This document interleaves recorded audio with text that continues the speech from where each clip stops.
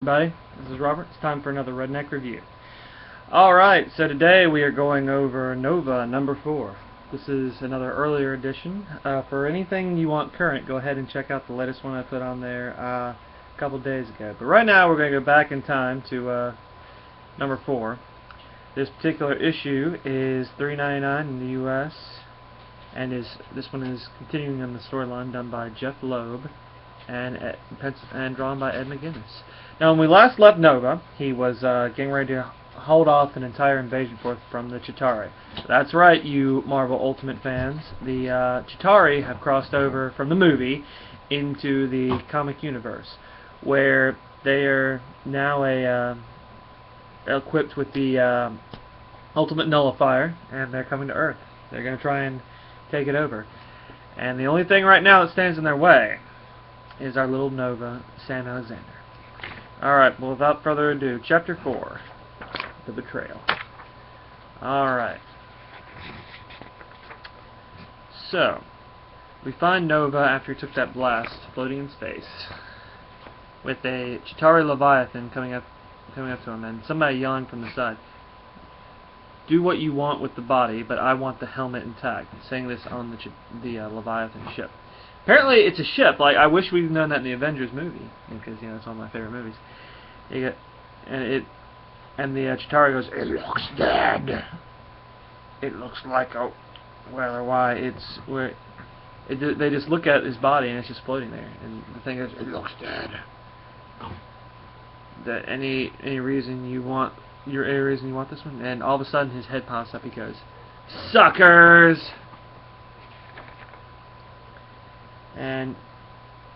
And all of a sudden he starts to sling in there, starts taking it, hitting this Leviathan back and forth, and he goes, "I guess Mom was wrong. All those years playing video games did pay off." Yes! I don't know why, I just love that part.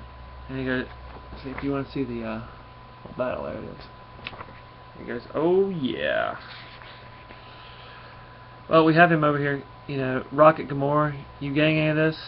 Look, I know he's in contact with him through his helmet, I guess. So, look, I know you said to only act as a scout, but I actually did listen to all those stories that my dad told me about the Novas. Plus, I have watched a lot of movies with spaceships and aliens and stuff. So I take out the mothership, and the rest of these bad boys aren't so bad boyish. All I had to do is find the generator or the power core or the thingy that runs this beast, and problem solved, Nova style. If only that was how it worked out." And bang! All of a sudden, this hooded figure with this one eye comes out. How much alike you and your father are. So it goes from this great moment to a sort of a dark who's behind the curtain thing. And if you remember looking at the earlier issues, that 1 through 3, not the other ones, we remember seeing that Nova that was sort of a tiger. There he is. He goes, "Diving headfirst into a situation that you can barely understand. How sweet your death will be as I tear that helmet from your empty head. I know you. You're Titus. You were one of the black novas, supernovas, whatever. You were like my dad's best friend. What happened to you?" He spoke of me, did he? Of our years together as Nova soldiers, how we risked our lives, our souls, for the greater good of the universe. Did he tell you of his betrayal to all of us? That's a lie. Your father was a coward," he yells out. So we find out that why the CHITAURI had this information and stuff on how to take him down is because of a rogue Nova, an awesome-looking Nova. I gotta go with that one, but still a traitor. And it's kind of sad to me because I don't know. I hate traitors. Like, if you betray me, it's not cool. But I hate thinking of anyone as a traitor. But anyway, he starts telling the story. He goes, "It was years ago, in the covert op in the Regalian Empire. I know this one out by the way, this one out by the Milky Way and not the candy bar. You could not know the truth and still wear his helmet. They're gaining, and we see this ship is trying to get away with, I guess, the Novas inside. He goes, Jesse, you can't leave in the middle of this. There has to be another choice. None of you have family. My wife's about to have our first kid, and this is as close to Earth as I'm going to be. I'm taking the Skinner, and I'm to the jump port, and you're not stopping me. No one knows we're out here, so there's no help coming. If I were you, I'd abandon ship and traitor. He yells out. He goes, you will pay for your betrayal, Jesse Alexander, either in this life or the next. So he left him so he could go see Sam's birth. I don't understand that part. I mean, I think she would understand if it was a siege situation, like apparently it was here. And he goes, no, that you twisted what really happened. Sam tells him, what my dad went for help. Is that the lie you have embraced? How a live coward is better off than a dead hero? Or is it that you know that all that has happened was because he left us to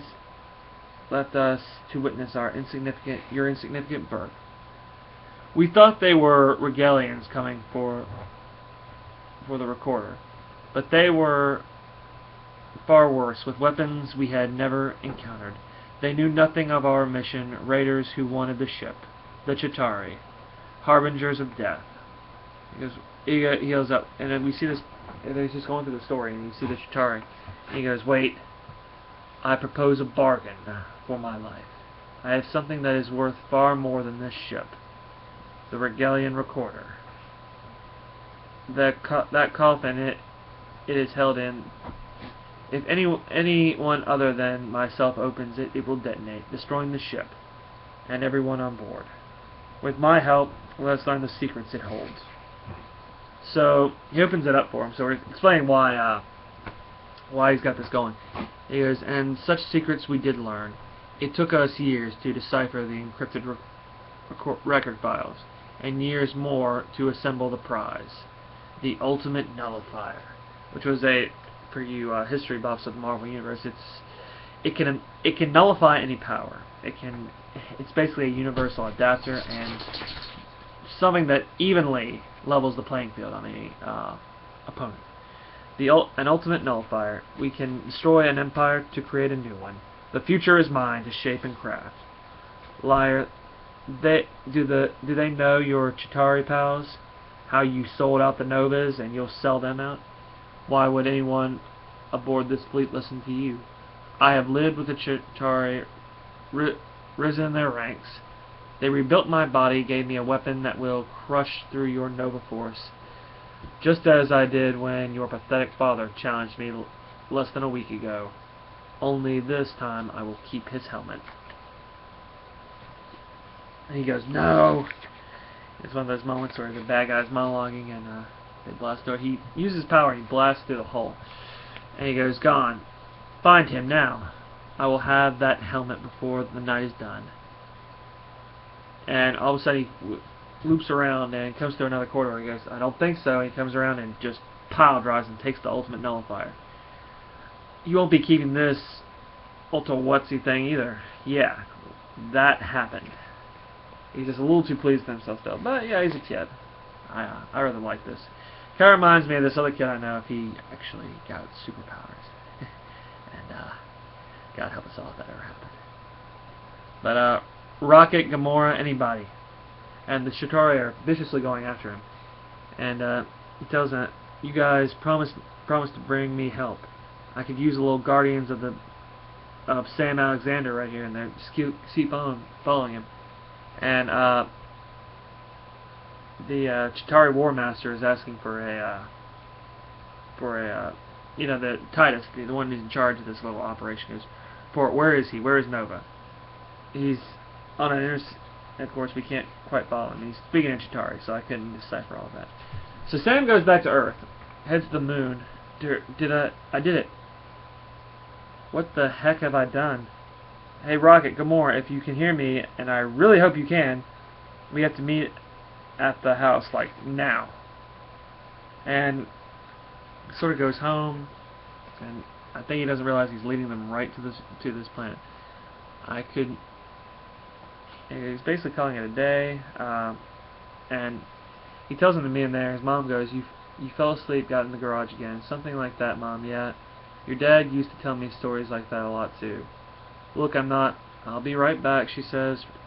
Right, fine. I need a place to hide until Rocket and Gamora get here. They'll know what to do. So his plan is to just go back to his house and wait for Rocket Raccoon and Gamora to show up. And all of a sudden, there's this light right here in the barn. He thinks it's them. And he goes, I never thought I'd be so happy to see a green lady assassin and a talking raccoon. And it's not them, it's Titus. Who, you give me what I... He goes, he comes in there and he goes to the barn and he finds the helmet. He goes, give me what I have come for, boy, or I will have the entire town burned to the ground, and everyone you cared for with it. So that's where we end this half of the story arc, is Titus having having Nova's helmet. All in all, I liked it. I really would recommend Nova number 4, especially with the arc that's going on, with the before arc. As a story, it was very action-packed. There were a few advertisements, so that and the ads I'm going to take off at least 1 point. So I'm going to say this is a 4 as far as the story and the art goes. I mean, you know, I liked it. I really liked Nova.